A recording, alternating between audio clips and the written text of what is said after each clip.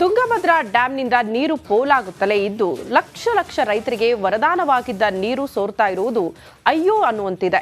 ರಿಪಬ್ಲಿಕದ ವರದಿ ಬೆನ್ನಲ್ಲೇ save Tungabhadra dam ಅಭಿಯಾನ ಕೂಡ ಶುರುವಾಗಿದೆ. ಈ ಕುರಿತ ಸ್ಪೆಷಲ್ ರಿಪೋರ್ಟ್ ಇಲ್ಲಿದೆ. ಸೋರುತ್ತಲೇ ಇದೆ ಜಲಾಶಯದ ನೀರು. ಶುರು ಸೇವ್ ಟಿಬಿ ಡ್ಯಾಂ ಅಭಿಯಾನ. ಕೊಪ್ಪಳ ಜಿಲ್ಲೆಯ ಮುನಿರಾಬಾದ್ ಬಳಿ ಇರುವ ತುಂಗಭದ್ರಾ ಜಲಾಶಯದ ನೀರನ್ನೇ ಅದೆಷ್ಟೋ ಅನ್ನದಾತರು ನಂಬಿಕೊಂಡಿದ್ದಾರೆ. ಈ ನೀರನ್ನೇ ನಂಬಿ ಜೀವನ ನಡೆಸುತ್ತಿದ್ದಾರೆ.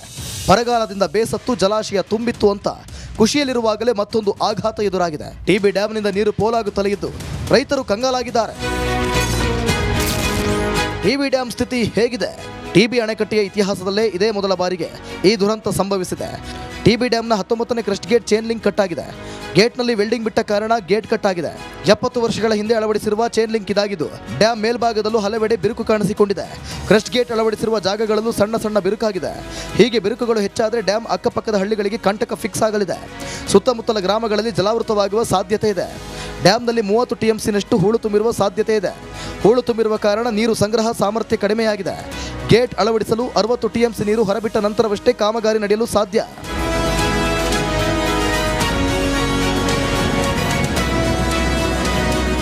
ಇತಿಹಾಸ ಹೊಂದಿರುವ ಟಿಬಿ ಡ್ಯಾಂಗೆ ಈಗ ಬಂದಿರುವ ಸ್ಥಿತಿ ನೋಡಿ ಅನ್ನದಾತರು ಕಂಗಾಲಾಗಿದ್ದಾರೆ.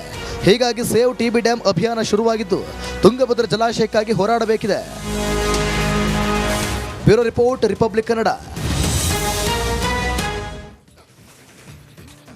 ಟಿಬಿ ಡ್ಯಾಂ ಕ್ರಸ್ಟ್ ಗೇಟ್ ಒಡೆದು ಲಕ್ಷ ಕ್ಯೂಸೆಕ್ ನೀರು ಪೋಲಾಗ್ತಾ ಇದೆ. ಇಷ್ಟಾದರೂ ನಮ್ಮ ಸಿಎಂ ಸಾಹೇಬ್ರು ಡ್ಯಾಂ ಕಡೆ ಮುಖ ಮಾಡಿರಲಿಲ್ಲ. ಈ ಬಗ್ಗೆ ರಿಪಬ್ಲಿಕನ ವರದಿ ಮಾಡ್ತಾ ಇದ್ದಂತೆ ಸಿಎಂ ಸಿದ್ದರಾಮಯ್ಯನವರು ಎಚ್ಚೆತ್ತುಕೊಂಡಿದ್ದಾರೆ. ಇವತ್ತು ಭೇಟಿಗೆ ಮುಂದಾಗ್ತಿದ್ದಾರೆ. ಈ ಕುರಿತ ಒಂದು ರಿಪೋರ್ಟ್ ಇಲ್ಲಿದೆ ನೋಡಿ.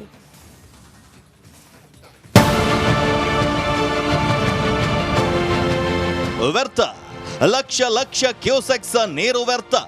ಯಾರದ್ದೋ ಎಡವಟ್ಟಿಗೆ ಕೊಪ್ಪಳದ ಟಿಬಿ ಡ್ಯಾಂನ ಕ್ರಾಸ್ಟ್ ಗೇಟ್ ಮುರಿದು ಲಕ್ಷಾಂತರ ಕ್ಯೂಸೆಕ್ ನೀರು ಪೋಲಾಗ್ತಾ ಇದೆ. ರೈತರ ಜೀವನಕ್ಕೆ ನೀರುಣಿಸಬೇಕಿದ್ದ ಡ್ಯಾಂ ನೀರು ವ್ಯರ್ಥವಾಗ್ತಾ ಇದೆ. ಒಂದಲ್ಲ ಎರಡಲ್ಲ, ಸುಮಾರು 16 TMC ನೀರು ಖಾಲಿಯಾಗಿದೆ. ರಿಪಬ್ಲಿಕ್ ವರದಿ, ಕೊನೆಗೂ ಎಚ್ಚೆತ್ತ ಸಿಎಂ. ಟಿಬಿ ಡ್ಯಾಂಗೆ ಇಂದು ಸಿದ್ದರಾಮಯ್ಯ ಭೇಟಿ. ಇದು ರಿಪಬ್ಲಿಕ್ ಕನ್ನಡದ ಬಿಗ್ ಇಂಪ್ಯಾಕ್ಟ್. 19ನೇ ಕ್ರಾಸ್ ಗೇಟ್ ಮುರಿದು ಸುಮಾರು ಅರ್ಧಕ್ಕರ್ಧ ಡ್ಯಾಮ್ ಖಾಲಿಯಾಗ್ತಾ ಇದೆ. ಲಕ್ಷಾಂತರ ರೈತರ ಬದುಕು ಅತಂತ್ರವಾಗಿದೆ. ಅನ್ನದಾತರ 2ನೇ ಬೆಳೆಯ ನಿರೀಕ್ಷೆ ಹರಿಯೋ ನೀರಲ್ಲಿ ಕೊಚ್ಚೋಗಿದೆ. ಕ್ರಾಸ್ ಗೇಟ್ ಮುರಿದು 2 ದಿನಗಳಾದರೂ ಸಿಎಂ ಸಿದ್ದರಾಮಯ್ಯ ಟಿಬಿ ಡ್ಯಾಂಗೆ ಭೇಟಿಯನ್ನೇ ನೀಡಿರಲಿಲ್ಲ. ಈ ಬಗ್ಗೆ ನಿಮ್ಮ ರಿಪಬ್ಲಿಕ್ ಕನ್ನಡ ಬಿಗ್ ಮಾರ್ನಿಂಗ್ ನಲ್ಲಿ ಸುದ್ದಿ ಮಾಡಿ ಸರ್ಕಾರದ ಕಣ್ಣು ತೆರೆಸೋ ಪ್ರಯತ್ನ ಮಾಡಿತ್ತು. ಸಿಎಂ ಯಾವಾಗ ಹೋಗ್ತೀರಿ? ಟಿಬಿ ಡ್ಯಾಂ ಬಳಿಗೆ ನೀವು ಯಾವಾಗ ಹೋಗ್ತೀರಿ? ಕೇವಲ ಬಾಗಿನ ಕೊಡೋದಕ್ಕೆ ಮಾತ್ರ ನೀವು ಇರಬೇಕಾಗಿತ್ತು ಸರ್. ಈಗಾಗಲೇ ನೀವು ಇರಬೇಕಾಗಿತ್ತು. ಅದಕ್ಕೆ ಹೇಳೋದು ಅಂದರೆ ಜನ ಸತ್ರು ಪರವಾಗಿಲ್ಲ. ನಿಮ್ಮ ಈಗೋ ಮಣ್ಣಾಕ್ಲಿ. ನಿಮ್ಮ ಈಗೋಗೆ ಯಾವನಿಗೆ ಬೇಕು? ನಿಮ್ಮ ಈಗ ಹೋಗ್ಬೇಕಿತ್ತಲ್ವ ನೀವು? ಅದ್ಯಾವಾಗ ಬಿಗ್ ಮಾರ್ನಿಂಗ್ ನಲ್ಲಿ ಈ ಸುದ್ದಿ ಪ್ರಸಾರವಾಯಿತು ಕೂಡಲೇ ಸರ್ಕಾರ ಎಚ್ಚೆತ್ತುಕೊಂಡಿದೆ. ಕೊಪ್ಪಳದ ಟಿಬಿ ಡ್ಯಾಂಗೆ ಇಂದು ಸಿದ್ದರಾಮಯ್ಯ ಭೇಟಿ ನೀಡಲಿದ್ದಾರೆ. 12:30ಕ್ಕೆ ತುಂಗಭದ್ರಾ ಜಲಾಶಯದ 19ನೇ ಕ್ರಾಸ್ ಗೇಟ್ ವೀಕ್ಷಿಸಿ ಪರಿಶೀಲನೆಯನ್ನ ನಡೆಸಲಿದ್ದಾರೆ. ತುಂಗಭದ್ರಾ ಡ್ಯಾಮ್ಗೆ ಹೋಗ್ತಾ ಇದ್ದೀನಿ. ಈಗಾಗಲೇ DK ಶಿವಕುಮಾರ್ ಅವರು ಹೋಗಿದ್ದು ಬಂದಿದ್ದಾರೆ. ನಾನು ಕೂಡ ಹೋಗ್ತಾ ಇದ್ದೀನಿ. ಸಂಬಂಧಪಟ್ಟಂಥ ಅಧಿಕಾರಿಗಳ ಜೊತೆ ಚರ್ಚೆ ಮಾಡಿ ಅದನ್ನು ಡ್ಯಾಮ್ನಲ್ಲಿ ಏನು ತೊಂದರೆ ಆಗಿದೆ ಅದನ್ನೆಲ್ಲ ನೋಡ್ಕೊಂಡು ಬರ್ತೀನಿ. ನೋಡಿದ್ರಲ್ಲ, ರಿಪಬ್ಲಿಕ್ ಕನ್ನಡ ಸರ್ಕಾರದ ಕಣ್ ತೆರೆಸಿದೆ. ರಾಜ್ಯದ ಲಕ್ಷಾಂತರ ರೈತರ ಧ್ವನಿಯಾಗಿದೆ. ರಾಜ್ಯದ ಜನರು ಸಂಕಷ್ಟದಲ್ಲಿರುವಂತಹ ಸಮಯದಲ್ಲೇ ರಿಪಬ್ಲಿಕ್ ಕನ್ನಡ ಯಾವತ್ತಿಗೂ ನಿಮ್ಮ ಪರ ಇರಲಿದೆ. ಕಾರಣ ಇದು ನಿಮ್ಮ ಧ್ವನಿ. Bureau report, Republic Kannada.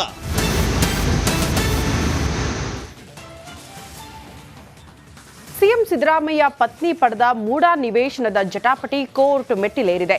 ಅಧಿಕಾರದ ದುರ್ಬಳಕೆ ಮಾಡಿಕೊಂಡಿರುವ ಆರೋಪವನ್ನ ಸಿದ್ದರಾಮಯ್ಯ ಹೊತ್ತಿದ್ದು ಇಂದು ಕೂಡ ಕೋರ್ಟ್ ವಿಚಾರಣೆಯಲ್ಲಿ ನಡೆಯಲಿದೆ. ಈ ಕುರಿತ ಒಂದು ವರದಿ ಇಲ್ಲಿದೆ ನೋಡಿ.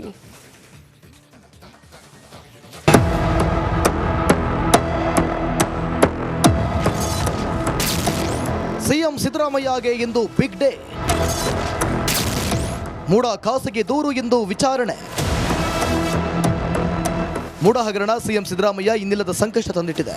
ರಾಜ್ಯಪಾಲರ ತನಿಖೆಗೆ ಆದೇಶಿಸುವಂತೆ ಖಾಸಗಿ ದೂರಿನ ಅರ್ಜಿ ಇಂದು ಕೂಡ ವಿಚಾರಣೆ ನಡೆಯಲಿದೆ. ಸಾಮಾಜಿಕ ಕಾರ್ಯಕರ್ತ ಸ್ನೇಹಮಯಿ ಕೃಷ್ಣ ಸಲ್ಲಿಸಿರುವ ಖಾಸಗಿ ದೂರಿನ ಅರ್ಜಿಯನ್ನ ಜನಪ್ರತಿನಿಧಿಗಳ ವಿಶೇಷ ನ್ಯಾಯಾಲಯದಲ್ಲಿ ಶುಕ್ರವಾರ ವಿಚಾರಣೆ ನಡೆಸಿತ್ತು.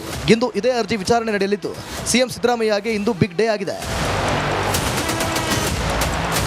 ಸ್ನೇಹಮಯಿ ಕೃಷ್ಣ ಪರ ವಕೀಲೆ ಲಕ್ಷ್ಮೀ ಅಯ್ಯಂಗಾರ್ ಶುಕ್ರವಾರ ವಾದ ಮಂಡಿಸಿದರು. ಸಿದ್ದರಾಮಯ್ಯ ಉಪಮುಖ್ಯಮಂತ್ರಿ ಆಗಿದ್ದ ಅವಧಿಯಲ್ಲಿ ನಡೆದ ದೇವನೂರು ಹಾಗೂ ಮೈಸೂರಿನ ವಿಜಯನಗರ ವ್ಯಾಪ್ತಿಯ ಭೂಮಿ ಡಿನೋಟಿಫಿಕೇಶನ್ ಉಲ್ಲೇಖಿಸಿ ವಾದ ಮಂಡಿಸಿದರು. 1996ರಿಂದ 99ರ ಅವಧಿಯಲ್ಲಿ ಡಿನೋಟಿಫಿಕೇಶನ್ ಮಾಡಲಾಗಿದೆ. ನಂತರ ದೇವರಾಜು ಎಂಬುವರಿಂದ ಮಲ್ಲಿಕಾರ್ಜುನ್ ಎಂಬುವರಿಗೆ ಸೇಲ್ ಡೀಲ್ ಮಾಡಲಾಗಿದೆ. 2010ರಲ್ಲಿ ಸಿಎಂ ಪತ್ನಿಯವರ ಹೆಸರಿಗೆ 3 ಎಕರೆ ಗಿಫ್ಟ್ ಡೀಡ್ ಮಾಡಲಾಗಿದೆ. ಅಷ್ಟರಲ್ಲಿ ಲೇಔಟ್ ಅಭಿವೃದ್ಧಿಪಡಿಸಲಾಗಿತ್ತು ಎಂದು ತಿಳಿಸಿದರು. ಸಿದ್ದರಾಮಯ್ಯ ಅಧಿಕಾರ ದುರ್ಬಳಕೆ ಮಾಡಿಕೊಂಡಿದ್ದಾರೆ.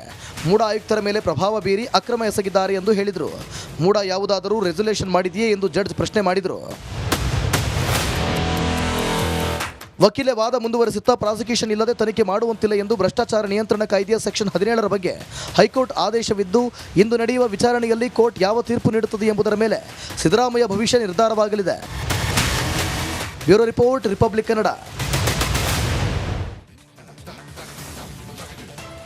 ರಾಜ್ಯ ಬಿಜೆಪಿಯಲ್ಲಿ ಬಂಡಾಯ ಬೇಗುದಿಗೆ ಬೀಳ್ತಾ ಇಲ್ಲ ಬ್ರೇಕ್. ದೋಸ್ತಿ ಪಾದಯಾತ್ರೆಗೆ ಪರ್ಯಾಯವಾಗಿ ಯತ್ನಾಳ್ ಟೀಮ್ ಪಾದಯಾತ್ರೆಯ ಪ್ಲಾನ್ ಮಾಡಿದ್ದಕ್ಕೆ ಹೈಕಮಾಂಡ್ ತಣ್ಣೀರು ಹಾಕಿದೆಯಂತೆ. ಯಾಕೆ ಗೊತ್ತಾ? ಈ ವರದಿ ನೋಡಿ.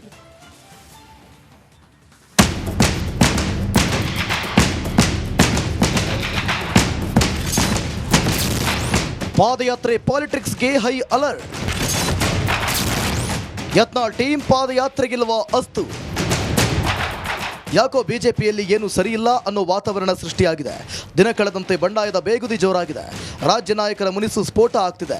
ವಿಜೇಂದ್ರ ನೇತೃತ್ವದಲ್ಲಿ ಮೈಸೂರು ಚಲೋ ನಡೆಯುತ್ತಿದ್ದಂತೆ ಬೆಳಗಾವಿಯಲ್ಲಿ ಶಾಸಕ ಯತ್ನಾಳ್ ನೇತೃತ್ವದಲ್ಲಿ ರೆಬೆಲ್ ಟೀಮ್ ಫುಲ್ ಆಕ್ಟಿವ್ ಆಗಿ ಮೀಟಿಂಗ್ ನಡೆಸಿದ್ದೂ ಆಯಿತು.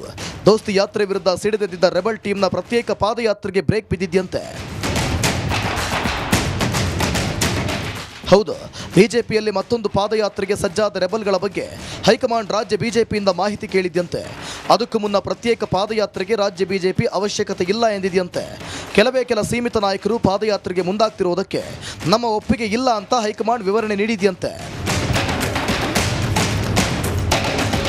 ಬಳ್ಳಾರಿಯಿಂದ ಕೂಡಲ ಸಂಗಮದವರೆಗೆ ಪಾದಯಾತ್ರೆ ಕೈಗೊಳ್ಳಲು ಶಾಸಕ ಬಸನಗೌಡ ಪಾಟೀಲ್ ಯತ್ನಾಳ್ ಟೀಮ್ ಮುಂದಾಗಿತ್ತು. ಮೂಡ ಪಾದಯಾತ್ರೆಗೆ ಪರ್ಯಾಯ ಎಂದೇ ಬಿಂಬಿತವಾಗ್ತಿದ್ದಂತೆ ಅಲರ್ಟ್ ಆದ ಕೇಂದ್ರ ನಾಯಕರು ಪಕ್ಷಕ್ಕೆ ಡ್ಯಾಮೇಜ್ ಆಗುತ್ತಾ ಅನ್ನೋ ನಿಟ್ಟಿನಲ್ಲಿ ಸ್ಪಷ್ಟತೆ ಪಡೆಯಲು ಮುಂದಾಗಿದೆ.